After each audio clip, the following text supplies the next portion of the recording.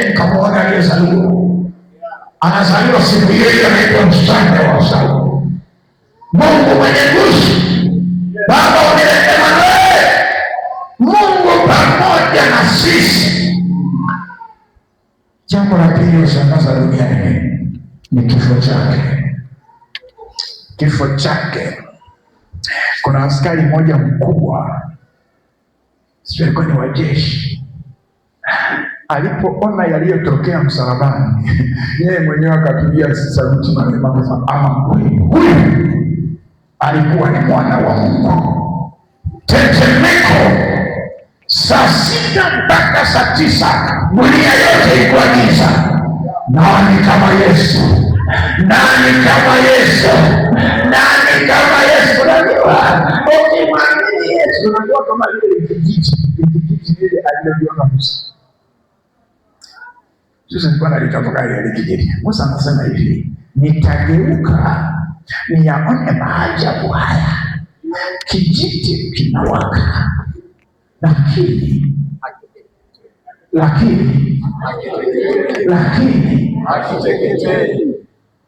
unasikia maneno hayo, kijiti kinawaka, kinachomshangaza hakiteketei. Mpaka sasa wacha nikwambie, wewe ni kama vile kijiti, unawashangaza watu. Kwa nini hauteketei? Wamekaa vikao vya kukuroga, kesho yake wanakuroga kusumbua tena kumpa. Wewe ni kijiti kinachowaka, lakini mteketei. Wewe ni kijiti kinachowaka, lakini mteketei.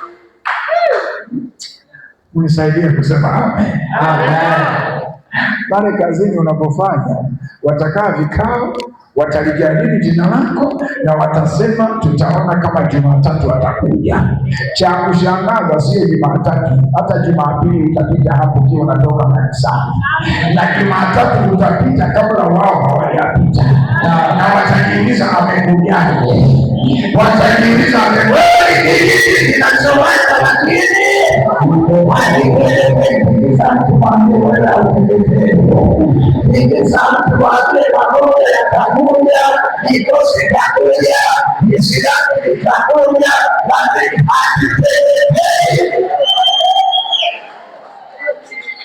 hivi upande huu mnanielewa? Mbona sisikia? Tikisa mtu mwambie hamteketei. Mtikise mwambie mchungaji amenituma nikwambie hamteketei. Wewe unamwambia na mwambie hauteketei. Atuteketei. Tunaendelea kuwaka. Napendaga yale maneno ya Kutoka sura ya 1 mstari wa 12. Kennedy, sijui kama nimepatia. Na yapendaga yale maneno sana. Kutoka sura ya Pierre na Nelson Mandela, miaka 27. Unajua kwa nini walikubali? Walimpima huyu jamaa, hata tukisota naye tukitoka tutamkata. Sisi tumekubali kukaa na Yesu, tumeacha mengine. Ni kwa sababu kule mbele tunaona kuna mahali tunaenda kutoboa, hatujaacha pombe kule, hatujaacha uzinzi kule, hatujaacha sigara kule, hatujaacha majizo kule. Ni kwa sababu kuna mahali tunaelekea, na tukiangalia ninaona tunaenda kutoboa.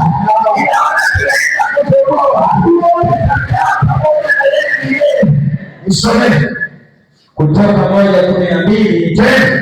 Mtu wa Mungu hateketei.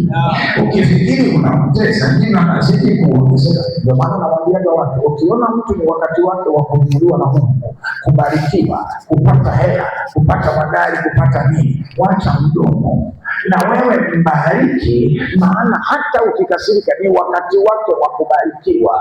Kwa kadiri walivyowatesa ndivyo walivyoongezeka na kuzidi. Na mimi natangaza mchana wa leo, kama walimpiga mijeledi na wakamsulubisha, kwa kadiri walivyomtesa ndivyo alizidi kupata nguvu. Alitoka kaburini akiwa na nguvu, alitoka wanasumbua alitoka wameshinda. Nataka niongee neno kama la kinabii kwako. Wale wanaokutesa usije kuongezeka machoni pao. Wale wanaokusema kinyume usije kuongezeka. Usije kuongezeka. Usije kuongezeka machoni pao. Usije kuongezeka machoni pao. Usije wakikuona. Usije wakikuona.